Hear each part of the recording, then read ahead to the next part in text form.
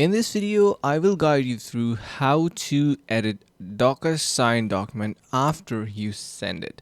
So let's just begin. Now you can see I have a couple of stuff going on, but once you've sent a document, how do you actually sign it, right? So you can see once you send an envelope, you choose this option, you upload a document and you send it. So how it is going to be looking is, let me show you. So this is something how it is going to be looking. Now once you send it, of course there are this kind of options. What you can do is simply click on this correct option, and you have multiple different options over here.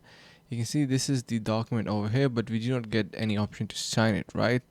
But that's the issue, because once you send it and it is already dispatched to a receiver, once you put in here a receiver just like this, then I don't think so you can actually sign it again unless you send it again, which is the signed version. So this is the issue for now.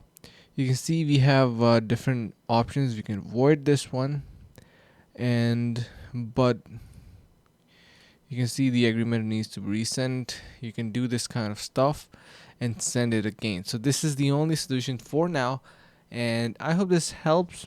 If you still have any questions, let me know in the comments below.